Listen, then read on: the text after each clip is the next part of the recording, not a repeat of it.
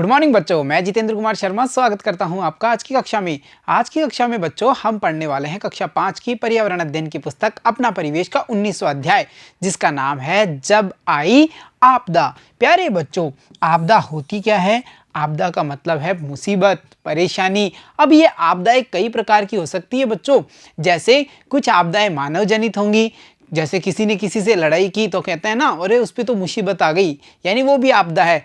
परंतु बच्चों, इस अध्याय में हम जिन आपदाओं की बात करेंगे वो होंगी प्राकृतिक आपदाएं, यानी जिनकी उत्पत्ति के पीछे प्रकृति का हाथ होता है और ये मानव के द्वारा किए गए जो क्रियाकलाप हैं उन्हीं का ही परिणाम होती हैं। जैसे भूकंप हो या फिर हम कहें ज्वालामुखी उद्गार हो, सुनामी हो, बाढ़ हो, इन सभी आपदाओं के बारे में बच्चों आज की इस कक्षा में हम जानकारी प्राप्त करेंगे। तो चलो बच्चों शुरू करते हैं आज की कक्षा, जिसमें हम जानेंगे प्राकृतिक आपदाओं में भूकंप के बारे में। भूकंप, भू यानी होती है धरती, कंप यानी कांपना। जब धरती कांपती है तो बड़ी बड़ी इमारतें नष्ट हो जाती हैं, जान माल का काफ़ी नुकसान होता है। इस भूकंप के क्या कारण हैं, हमारे देश में आए हुए जो भूकंप हैं उनके बारे में, साथ ही साथ बच्चों इन भूकंपों की जो तीव्रता होती है उसका पता कैसे किया जाता है, इनके बचाव के या इन आपदाओं के समय कौन कौन से बचाव के उपाय अपनाए जाते हैं, इनके बारे में हम अध्याय में विस्तार से चर्चा करेंगे। तो चलो बच्चों, अध्याय के शुरू में हम मिलते हैं समय से, यानी यहाँ पर समय मानव का रूप लेकर के हमें बताएगा प्राचीन काल में, प्राचीन समय में घटित हुई कुछ घटनाओं के बारे में। तो चलो बच्चों जानते हैं प्राकृतिक आपदाओं के बारे में। देखो, मैं समय हूँ, समय कहता है मैं समय हूँ। मुझे काल कहो, मुझे टाइम कहो, मुझे समय कहो, मैं वही हूँ। मैंने गाँवों को बसते और उजड़ते देखा है। यानी कि बच्चों जैसे जैसे समय गुजरता है गाँवों का निर्माण होता है, बसावटें बसती हैं और कभी कभी ये बसावटें उजड़ती भी हैं। तो समय कहता है कि समय के साथ साथ गाँव बसते भी हैं और उजड़ते भी हैं। साथ ही साथ समय बताता है कि लोगों को खुशहाल व सिसकते देखा है। मैंने लोगों को खुशी से झूमते हुए भी देखा है, लोगों को दुख में भी देखा है, यानी मैंने अच्छा समय भी देखा है और मैंने बुरा समय भी देखा है। साथ ही साथ समय बता रहा है कि जो फलते फूलते परिवार हैं उनको मैंने खत्म होते हुए भी देखा है, यानी मैंने विनाश की अनेक सारी घड़ियों का भी अवलोकन किया है। यहाँ समय ने जो स्थिति है उसके बारे में हमें अवगत कराया है। आगे देखिए बच्चों, भूकंप, बाढ़, तूफान आदि ऐसी प्राकृतिक आपदाएं हैं जो महाविनाश लाती हैं, यानी एक बड़े स्तर पर इनसे विनाश होता है, जान माल की काफ़ी हानि होती है। किन किन से? चाहे भूकंप हो, बाढ़ हो, तूफान हो, जैसी ये प्राकृतिक आपदाएं हैं इनके द्वारा। आगे समय देखो क्या बताता है, इनमें से कुछ समस्याएं तो इंसानों ने ही पैदा की हैं। इंसानों ने ऐसे कौन कौन से कार्य किए जिसके कारण जो प्रकृति का संतुलन है वो बिगड़ा और ये जो प्राकृतिक आपदाएं हैं ये आना शुरू हो गई। तो देखो बच्चों, कहीं पहाड़ों को तोड़ डाला तो कहीं गहराई तक खोद डाला। हम जानते हैं कि जो पहाड़ हैं वो संसाधनों से भरे हुए हैं। मानव ने अपने भवन निर्माण के लिए या पत्थर और जो कच्चा सामग्री है उसको प्राप्त करने के लिए इन पहाड़ों को तोड़ डाला है, इनका काफ़ी दोहन किया है। साथ ही साथ बच्चों हम खनिज लवण या खनिजों की जो तलाश है उनकी तलाश में, खनिज संसाधनों की तलाश में जो भूगर्भ है उसको गहराई तक खोद चुके हैं। इसके अलावा देखो, जंगलों को अपने लाभ के लिए भी मानव ने काट डाला है। जंगलों का अत्यधिक शोषण भी हमने किया है, मानवों ने किया है। इसके अलावा बच्चों जो प्राकृतिक संसाधन है या फिर पानी है उसका भी भूगर्भ से अत्यधिक दोहन हमने कर लिया है। तो हम समझ पा रहे हैं जब कोई चीज अत्यधिक हो जाती है, किसी चीज की अति हो जाती है तो वह विनाश का कारण बनती है। इसलिए हमने यह कहा या समय ने हमें यह बताया कि जो मानव है उसके द्वारा ही कुछ क्रियाकलाप ऐसे किए गए हैं जो भी इन महाविनाश का कारण बनते हैं। बच्चों आगे समय हमें एक घटना के बारे में बताता है जो उसने अवलोकन किया था, उसने देखी थी। तो देखो क्या बता रहा है समय, मुझे आज भी वो दिन याद है जब 26 जनवरी 2001 को गुजरात के कच्छ में भूकंप आया था। बच्चों 26 जनवरी हमारा गणतंत्र दिवस होता है ना, इस दिन गणतंत्र दिवस का आयोजन बड़े हर्षोल्लास के साथ मनाया जाता है।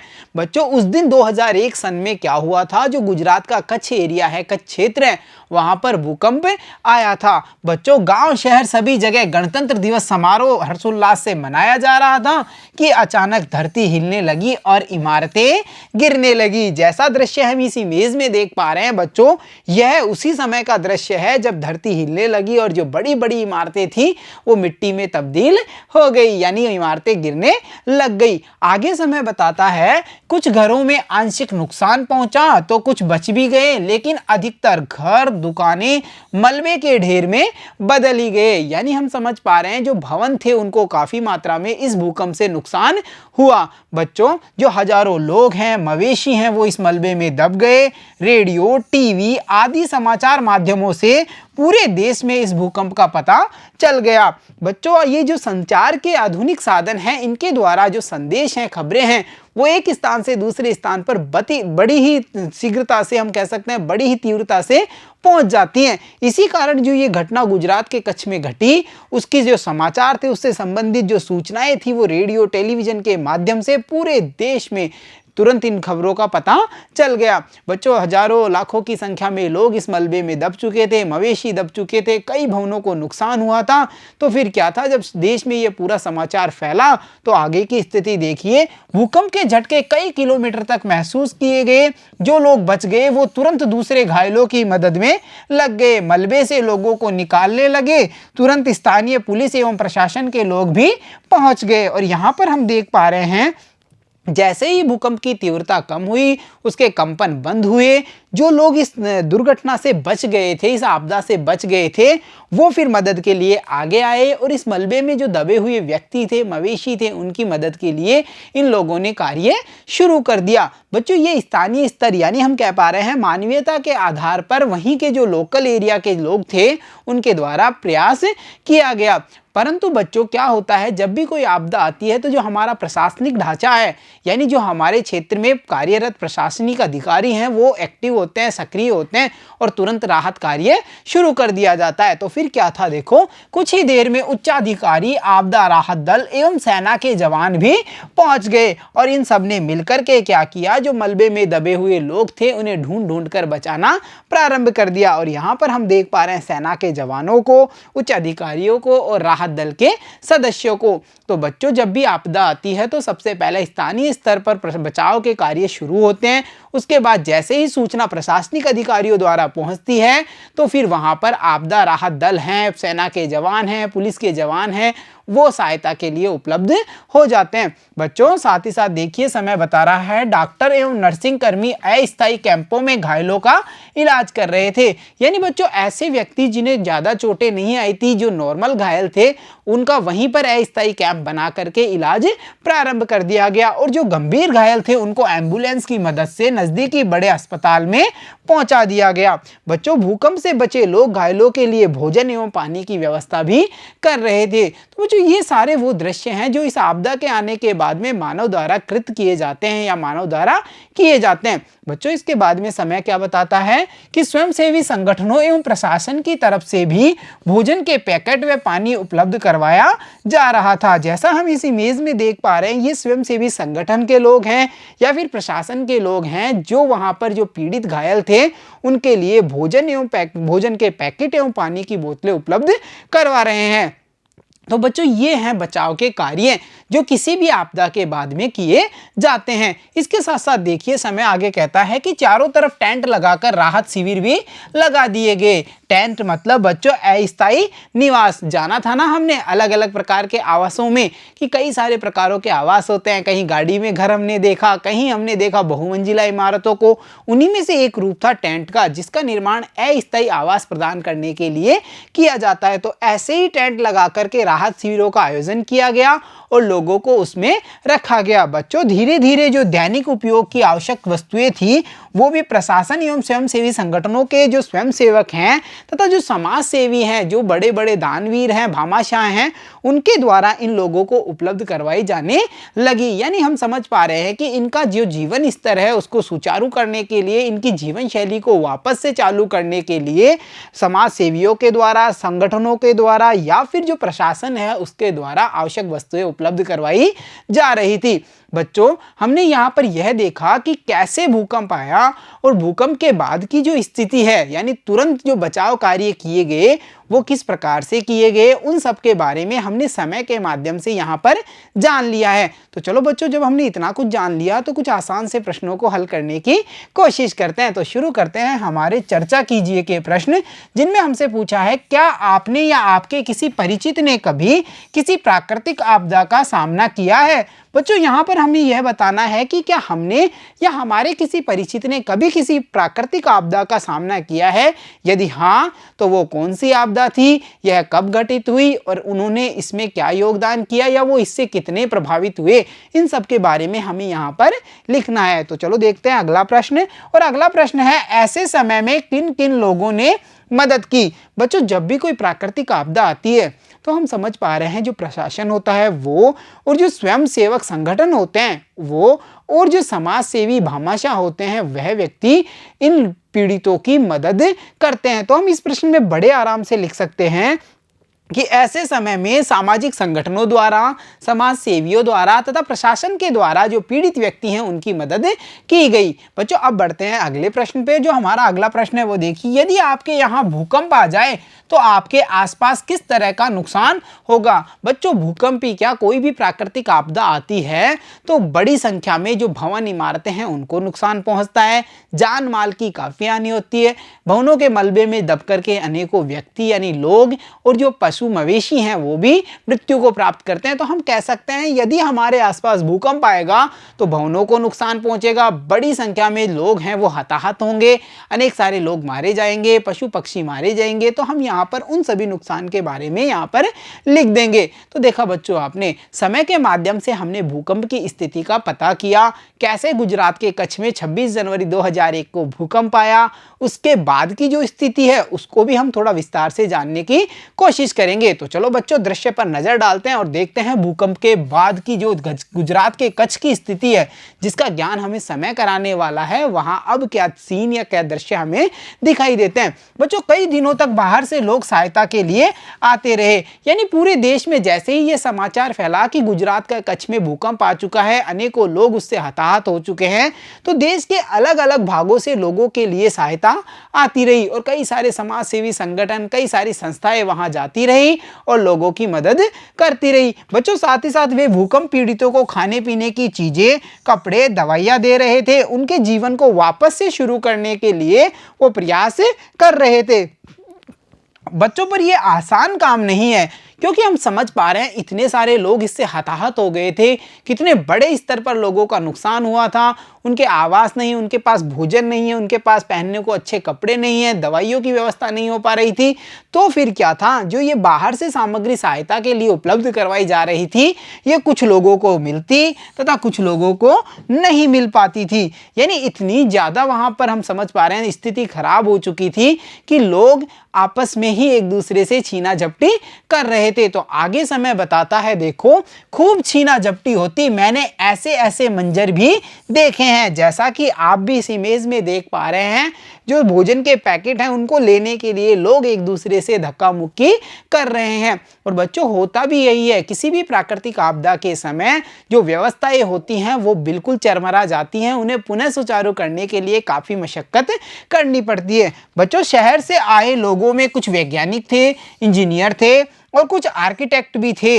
उन्होंने बताया कि वे भूकंप के आने पर हमें क्या क्या करना चाहिए। मतलब जो लोग बाहर से इन लोगों की सहायता करने के लिए आ रहे थे बच्चों, उनमें कई सारे व्यवसायी लोग भी थे, कई सारे समाज सेवी भी थे, कई वैज्ञानिक थे, कई डॉक्टर थे, कई इंजीनियर थे, कई आर्किटेक्ट थे। तो बच्चों, जो वैज्ञानिक, इंजीनियर और आर्किटेक्ट थे, उन्होंने यह बताया कि हमें भूकंप की परिस्थिति में क्या क्या कार्य करने चाहिए और क्या क्या कार्य नहीं करने चाहिए। तो सबसे पहला उन्होंने यह बताया कि भूकंप आने पर तुरंत घर से बाहर खुले स्थान की ओर दौड़ जाना चाहिए, यानी हमें खुले स्थान में उपस्थित हो जाना है जब भी भूकंप आता है। पर बच्चों सोचो, अगर हमें इतना समय नहीं मिल पाया कि हम खुले स्थान पर नहीं पहुंच पाए तो हम क्या करें? ऐसा ही प्रश्न उन वैज्ञानिकों से, उन इंजीनियरों से और उन आर्किटेक्टों से जो लोग थे उन्होंने वहां पूछ लिया। अब बच्चों देखिए क्या होता है, उनका क्या जवाब होता है। अगर घर से बाहर न निकल सको तो किसी मजबूत जगह जैसे मजबूत टेबल के नीचे कंपन रुकने तक बैठ जाना चाहिए। जैसा कि इस स्थिति में हम देख पा रहे हैं इस महिला को और उनकी प्यारी सी बच्ची को, जिन्होंने भूकंप के कंपन के समय एक मजबूत सी टेबल के नीचे मजबूती से पकड़ करके उसका सहारा ले लिया है। बच्चों अगर हम घर से बाहर भूकंप के समय नहीं निकल पाते हैं, खुले स्थान में नहीं पहुंच पाते हैं, तो यह कार्य हम कर सकते हैं और अपना बचाव कर पाएंगे। साथ ही साथ बच्चों जो वैज्ञानिक इंजीनियर थे उन्होंने यह भी बताया कि जो भूकंप रोधी मकान हैं उनके कुछ विशेष डिजाइन हैं। जब भी आप निर्माण कार्य करवाएं तो इन डिजाइनों के अनुसार ही आपको मकान बनाना चाहिए। बच्चों भूकंप रोधी मकान होता क्या है, इन मकानों का निर्माण के समय जो सामग्री होती है, इनका जो मॉडल होता है वो कुछ इस प्रकार का होता है कि ये जो भूकंप की तीव्रता होती है उसे सहन कर पाते हैं और इस वजह से बच्चों इनको कोई भी नुकसान नहीं पहुंचता और ये जमीन पर नहीं गिरते हैं। तो हम समझ पा रहे हैं कि जो बाहर से आए हुए वैज्ञानिक थे, इंजीनियर थे, उन्होंने लोगों को कई सारी बातें इस भूकंप के बारे में बताई। तो चलो बच्चों, हमने जब इतना ज्ञान प्राप्त किया है तो कुछ आसान से प्रश्नों के माध्यम से अपने ज्ञान को बढ़ाया जाए। तो देखो बच्चों, सोचिए और लिखिए। सोचिए और लिखिए में जो हमारा पहला प्रश्न है वो देखिए, भूकंप से पीड़ित लोगों को किन किन वस्तुओं की आवश्यकता होती है। बच्चों जाहिर सी बात है, भूकंप या कोई भी प्राकृतिक आपदा आती है तो मानव का जीवन अस्त व्यस्त हो जाता है। उसे रहने के लिए मकान की आवश्यकता होगी, उसे खाने के लिए भोजन की आवश्यकता होगी, पहनने के लिए कपड़े चाहिए, पीने के लिए साफ पानी चाहिए और साथ ही साथ उसे अनेक प्रकार की दवाइयों की भी आवश्यकता होती है। तो हम कह सकते हैं भूकंप से पीड़ित लोगों को भोजन, पीने का पानी, आवास, दवाइयाँ, इन सब वस्तुओं की आवश्यकता होती है। तो चलो अब देखते हैं आज का अगला प्रश्न और हमारा अगला प्रश्न है, यदि आपसे कोई भूकंप पीड़ित के लिए मदद चाहे तो आप क्या मदद करेंगे। जाहिर सी बात है बच्चों, अगर हमसे कोई मदद मांगता है तो हम उनके लिए भोजन उपलब्ध करवाने की कोशिश करेंगे, पीने का साफ पानी उपलब्ध करवाने की कोशिश करेंगे या फिर आर्थिक मदद भी उनको देने की कोशिश करेंगे। तो ये वो तरीके हैं जिनके द्वारा हम किसी भी भूकंप पीड़ित की मदद कर सकते हैं। तो चलो बच्चों अब देखते हैं आज का हमारा अगला प्रश्न और हमारा अगला प्रश्न है, पता कीजिए और लिखिए में अखबार व पत्र पत्रिकाओं से जानो कि अभी हाल ही में कहां भूकंप आया था और उससे किस तरह का नुकसान हुआ था। बच्चों जब मैंने इन बातों का अध्ययन किया, अनेक सारे अखबार और पत्र पत्रिकाओं के माध्यम से इस चीज का पता लगाना चाहा, तो मुझे पता चला कि सन 2015 में नेपाल में एक भारी भूकंप आया था और उससे काफी तरह की जो इमारतें थी या बहुत सारे लोगों के भवन, दुकानें, व्यावसायिक इमारतें थी, उनके आवासीय स्थल थे, उनको काफी नुकसान पहुंचा। बड़ी संख्या में लोगों की मृत्यु हुई, अनेक सारे पशु पक्षी इन मलबों में दब करके मृत्यु को प्राप्त हुए। तो ये वो नुकसान है जो इस भूकंप के द्वारा हुए और मैंने इसका पता अखबार व पत्र पत्रिकाओं के माध्यम से लगाया है। इसी प्रकार बच्चों आप भी जो हाल ही में कोई भूकंप आया है उसके बारे में अखबार या पत्र पत्रिकाओं से पता करके लिखेंगे। तो चलो बच्चों अब बढ़ते हैं आज के अगले प्रश्न पे और हमारा अगला प्रश्न है, भूकंप जैसी मुसीबत आने पर क्या करना चाहिए। जैसा कि शहर से आए वैज्ञानिकों ने हमें बताया था कि भूकंप आने पर हमारी पहली कोशिश ये होनी चाहिए कि तुरंत हम घर से बाहर खुले में निकल जाएं। अगर घर से बाहर हम खुले में नहीं निकल पाते हैं तो जो अन्य कार्य हमारे द्वारा किया जा सकता है वो है कि किसी मजबूत जगह जैसे मजबूत टेबल के नीचे कंपन रुकने तक बैठ जाना चाहिए। तो ये वो कार्य हैं जो भूकंप जैसी मुसीबत आने पर हमारे द्वारा किए जाएंगे। तो देखा बच्चों आपने, हमने यहाँ पर समय के माध्यम से जानकारी प्राप्त की कि भूकंप के बाद में जो व्यवस्थाएं होती हैं उन्हें बनाना आसान नहीं होता, कई सारी अव्यवस्थाओं का सामना करना पड़ता है, लोगों का जीवन वापस से शुरू करने के लिए काफी मशक्कत करनी पड़ती है। साथ ही साथ हमने यह भी जाना कि भूकंप रोधी मकान होते क्या हैं और भूकंप जैसी मुसीबत आने पर हमारे द्वारा क्या क्या कार्य किए जा सकते हैं। तो चलो बच्चों हम बार बार यह बातें करते हैं कि भूकंप की तीव्रता, ये बहुत तीव्र भूकंप था। ये भूकंप की तीव्रता होती क्या है और इसे मापने के लिए या इसका पता लगाने के लिए क्या कोई यंत्र भी है, उन सब के बारे में अब हम विस्तार से जानकारी प्राप्त करते हैं। तो चलो बच्चों पता लगाते हैं भूकंप की तीव्रता के बारे में। देखो बच्चों, किसी स्थान पर भूकंप से कितना नुकसान होगा यह भूकंप की तीव्रता से जाना जा सकता है। यानी जितना ज्यादा तीव्रता वाला भूकंप होगा उस स्थान पर उतनी ही ज्यादा तबाही होगी। तो हम कह सकते हैं कि भूकंप से कितना नुकसान होगा यह आधारित है भूकंप की तीव्रता पर। बच्चों, भूकंप जमीन के अंदर हलचल के कारण आता है। यानी जब जमीन के अंदर जो हमारी भौगोलिक प्लेटें हैं जिनके बारे में आप आगामी यानी बड़ी कक्षाओं में अध्ययन करेंगे, उनमें होने वाली हलचल के कारण यह भूकंप उत्पन्न होता है। बच्चों, यह हलचल जहां से होती है वो एक बिंदु से शुरू होता है और पानी की तरंगों के माध्यम से यह हलचल आगे की ओर प्रवाहित होती है। बच्चों, इस जो बिंदु जहां से यह हलचल प्रारंभ हुई है, हलचल शुरू हुई है, उसे हम कहते हैं भूकंप का केंद्र। और बच्चों, इस केंद्र से ही उत्पन्न होती हैं ये लहरें या तरंगे या हलचल जो पानी की तरंगों की तरह आगे की ओर प्रवाहित होती हैं। साथ ही साथ देखो बच्चों, भूकंप की तीव्रता रिक्टर स्केल पर मापते हैं और यहाँ पर हम देख पा रहे हैं रिक्टर स्केल पैमाने को। बच्चों, इसके माध्यम से भूकंप की तीव्रता को मापा जाता है। अब बच्चों साथ ही साथ देखिए, जब भूकंप की तीव्रता 5 रिक्टर से अधिक होती है तो मकान आदि गिर सकते हैं। लेकिन अगर 5 रिक्टर से कम भूकंप की तीव्रता होगी तो उसमें केवल हमें कंपन ही महसूस होता है। तो यहाँ हम समझ पा रहे हैं कि 5 रिक्टर या उससे अधिक तीव्रता वाला भूकंप ही इमारतों के लिए या हमारे लिए ज़्यादा नुकसानदायक है। 5 रिक्टर से कम तीव्रता वाले भूकंप में केवल हमें कंपन महसूस होता है। बच्चों, हमने जाना था भूकंप रोधी मकानों के बारे में, तो पता है इनका क्या फायदा है? तो देखो, साथ ही साथ पहले हमें यह पता होना चाहिए कि जो ये 5 रिक्टर का भूकंप है उसमें जो चीजें हैं वो हिलती हुई नजर आएंगी, कंपन महसूस होगा और मकानों में केवल दरारें भी पड़ सकती हैं।